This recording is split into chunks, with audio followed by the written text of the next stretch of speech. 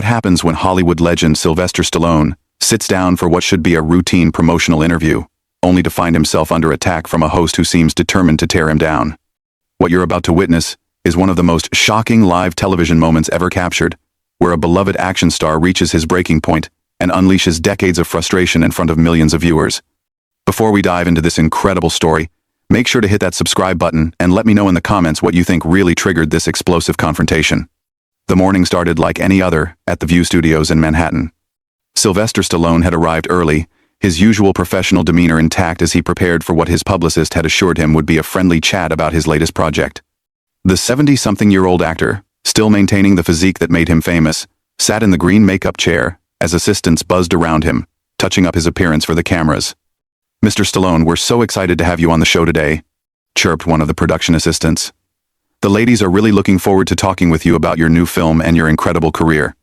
Stallone nodded politely, his gravelly voice barely audible as he responded, "Yeah, should be good. Always happy to talk about the work." But as the minutes ticked by and showtime approached, there was an energy in the air that felt different. Joy Behar had been particularly animated during the pre-show meeting, making comments to her co-hosts that seemed loaded with an edge that hadn't been there for other guests that week. "I've got some real questions for Rocky today," she had said with a smirk that her colleagues couldn't quite read. "It's time someone asked the tough stuff instead of just letting these guys coast on their old movies." When the cameras started rolling and the familiar View theme music filled the studio, everything appeared normal. The co-hosts took their positions around the iconic table, with Joy Behar settling into her spot with what looked like a folder full of notes, far more preparation than she usually brought to celebrity interviews. "Welcome back to The View," Joy announced to the cameras, her television smile perfectly in place. "We're here with the one and only Sylvester Stallone, star of Rocky, Rambo, and countless other action films that have entertained audiences for decades. Sly, welcome to the show." Stallone leaned forward slightly, his hands clasped in front of him on the table. "Thanks for having me, Joy. Great to be here with all you ladies. So let's talk about your new project," Joy began, but there was something in her tone that the other hosts immediately picked up on. It wasn't the warm, conversational approach she typically used with guests. "You're still making action movies at your age. Don't you think it's time to maybe step aside and let younger actors take over these roles?" The question hit the table like a cold splash of water. Even Whoopi Goldberg shifted uncomfortably in her chair, while Sarah Haynes shot a quick glance at the producers off camera. This wasn't the line of questioning they had discussed in the pre-show meeting. Stallone's expression remained composed, but those who knew him well could see the slight tightening around his eyes. "Well, Joy, I think as long as audiences want to see the stories and I'm physically capable of telling them, age is just a number. I mean, Clint Eastwood was still making westerns well into his 80s. But Clint Eastwood is Clint Eastwood," Joy fired back, her voice taking on a sharper edge. "And let's be honest, your recent films haven't exactly been setting the box office on fire. Isn't this more about ego than actual audience demand?" The studio audience, which had been warmly applauding just moments before, fell into an uncomfortable silence. Stallone's jaw tensed slightly, but he maintained his professional composure. "I think the numbers speak for themselves," he replied evenly. "The Expendables franchise has been successful. Creed revitalized Rocky for a new generation, and people still connect with these characters. I'm not making movies for ego. I'm making them because there are stories worth telling." Joy wasn't backing down. She flipped through her notes dramatically, as if she had been preparing for this moment for weeks. "Speaking of Creed, wasn't that really Michael B. Jordan's movie? I mean, you were basically just there for nostalgia value, right? Playing the same character you created 40 years ago?" "Joy," Whoopi interjected gently, clearly trying to steer the conversation back to safer ground. "I think what we're all curious about is how Sly keeps himself in such incredible shape for these demanding roles." But Joy wasn't interested in changing direction. She had locked onto her target, and something in her demeanor suggested this had become personal, though no one in the studio could understand why. "No, I want to hear his thoughts on this," Joy continued, completely ignoring Whoopi's attempted intervention. "Because it seems to me like Hollywood has this problem with aging male stars who just can't accept that their time has passed. They keep coming back to the same well over and over again instead of making room for fresh talent." Stallone's hands, still clasped on the table, tightened slightly. His voice remained controlled, but there was a new quality to it that regular viewers of The View had never heard before. "Joy, I'm not sure what you're getting at here, but I've spent 5 decades building characters that mean something to people. Rocky Balboa isn't just a movie character to a lot of folks. He's a symbol of perseverance and fighting against the odds. If that resonates with audiences, then I don't see why I should apologize for continuing to tell those stories. But isn't it really about the money? Joy pressed on, seemingly oblivious to the growing tension around the table. I mean, these franchises are cash cows, and you're just milking them for every dollar you can get, regardless of whether the stories are actually worth telling anymore. The other co-hosts were now exchanging worried glances. This was not the direction anyone had expected the interview to take, and the production staff behind the cameras were clearly scrambling to figure out how to handle what was rapidly becoming a hostile interrogation rather than a promotional interview. Stallone took a deep breath, his decades of media training kicking in as he tried to navigate what had become an increasingly uncomfortable situation. Look, Joy, I understand that everyone's entitled to their opinion about movies and careers and all of that. But I think you might be underestimating what these characters mean to people and why they continue to connect with audiences across generations. Do they, though? Joy shot back immediately. Or is it just Hollywood's old boys club protecting each other in green lighting projects because of who you know rather than the quality of the material? The accusation hung in the air like a toxic cloud. Stallone's expression changed noticeably. For the first time since the interview began, the professional mask slipped just slightly, revealing a flash of something much deeper and more intense. Excuse me? Stallone's voice dropped to a lower register, the kind of tone that had made him famous for playing tough guys who didn't back down from a fight. What exactly are you implying, Joy? Joy seemed to sense she had struck a nerve, and instead of pulling back, she leaned forward with what could only be described as predatory satisfaction. I'm not implying anything, Sly. I'm saying it outright. Hollywood is a business built on relationships and favors. And actors like you have been benefiting from that system for decades, while newer, more diverse talent gets pushed aside. The other hosts were now visibly uncomfortable. Sarah Haynes was staring down at her notes, clearly wishing she could disappear, while Alyssa Farah Griffin kept glancing toward the producers with an expression that screamed for help. Even the usually unflappable Whoopi Goldberg looked like she wanted to crawl under the table. Joy, maybe we should move on to talking about Sly's philanthropy work, Whoopi suggested, her voice carrying a warning tone that Joy seemed determined to ignore. No, I think this is important, Joy continued, her voice rising slightly. We talk all the time on this show about representation and giving opportunities to underrepresented groups, but then we celebrate actors who keep taking up space that could go to someone else. Stallone's eyes narrowed, and for a moment, the cameras caught something that viewers would replay countless times in the coming weeks. It was the look of a man who had spent his entire career being underestimated, who had clawed his way up from nothing, and who was not about to sit quietly while someone questioned his right to exist in his own industry. Let me tell you something, Joy, Stallone began, his voice steady but carrying an undercurrent of barely controlled intensity. I didn't get handed anything in this business. I wrote Rocky because nobody would give me a shot. I sold my dog to pay rent while I was trying to get that script made. When the studios wanted to buy it, they wanted to cast somebody else, somebody more established, somebody who fit their idea of what a leading man should look like. But that was 50 years ago, Joy interrupted, seemingly unable to read the warning signs that were obvious to everyone else in the room. What have you done lately besides recycle the same character over and over? The studio audience was dead silent now. Even the camera operators seemed to be holding their breath, sensing that they were witnessing something that would be talked about for years to come. Stallone's hands unclenched from the table, and he leaned back in his chair, his posture changing from defensive to something much more dangerous. What have I done lately?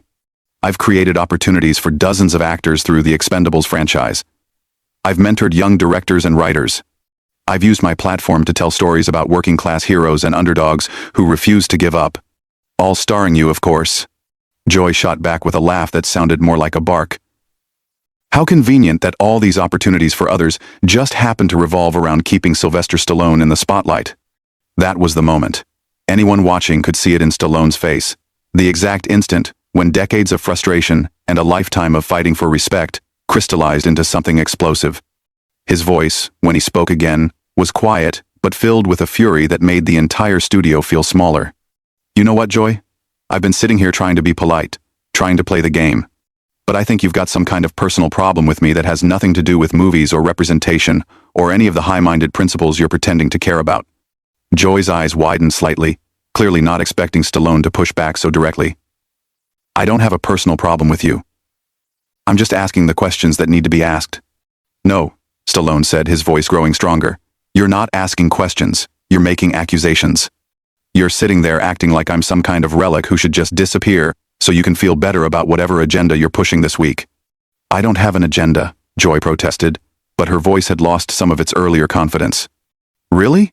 Stallone leaned forward again, his intense stare fixed directly on Joy. Because from where I'm sitting, it sounds like you've got a problem with successful people who came from nothing and built something lasting. It sounds like you think anybody who's been around for more than 5 minutes should just step aside and make room for whoever you think deserves it more. The tension in the studio was now so thick it was practically visible. The other co-hosts had given up any pretense of participating in the conversation and were simply watching in stunned silence as two strong personalities collided in real time. That's not what I said, Joy replied, but her voice was defensive now, lacking the aggressive confidence she had displayed just minutes earlier. It's exactly what you said, Stallone fired back. You question my right to make movies. You question my motives. You suggested I'm somehow taking opportunities away from other people by continuing to work in an industry I helped build. And you did it all with this smug attitude like you're some kind of moral authority on who deserves success and who doesn't. Joy tried to regain control of the conversation, straightening in her chair and attempting to return to her earlier confrontational tone. Look, Sly. I think you're being a little oversensitive here. I'm just pointing out that Hollywood has a diversity problem, and maybe actors of your generation need to step back and make room for fresh voices. But Stallone was no longer interested in playing defense. Something had shifted in his demeanor, and the cameras were capturing every second of what was clearly becoming a defining moment in television history. Oversensitive? He repeated, his voice rising for the first time. Let me tell you about oversensitive, Joy. Oversensitive is when someone uses a television platform to attack a guest who came here to talk about their work and instead gets ambushed with personal attacks disguised as social commentary. They're not personal attacks, Joy insisted, but she was clearly rattled now. Then what would you call it? Stallone demanded. Because you've spent the last 10 minutes telling me I'm too old, I'm greedy, I'm taking opportunities away from more deserving people, and I'm part of some systemic problem in Hollywood. If that's not personal, then I'd hate to see what you consider crossing the line. The studio audience was completely silent, mesmerized by what they were witnessing. This wasn't the usual celebrity interview where everyone smiled and promoted their latest project. This was raw, unfiltered confrontation between two people who clearly had very different views of the world. Joy seemed to realize that she had pushed too far. But instead of backing down, she doubled down with an approach that would prove to be a massive miscalculation. Look, Sly, Joy said with a dismissive wave of her hand. Maybe this is just what happens when people get older and more sensitive. You can't handle a little criticism like you used to. Maybe that's another sign that it's time to step back. The words hit the studio like a lightning strike. The other co-hosts actually recoiled in their chairs, and even the camera operators seemed to take a step back. Joy had just crossed a line that everyone in the room knew would have consequences. Stallone went completely still for a moment, his face cycling through a range of emotions that decades of acting experience couldn't mask. When he finally spoke, his voice was deadly quiet. Did you just call me old and weak on national television? Joy, perhaps realizing she had gone too far but unable to find a graceful way out, attempted a laugh that came out hollow and forced. I'm just saying that maybe you're not taking constructive criticism as well as you used to. That was it. The dam burst. Stallone erupted from his chair with a speed that belied his years, his hands slamming down on the table with a sound that echoed through the studio like a gunshot. His voice, when it came, was the roar of someone who had finally reached his breaking point.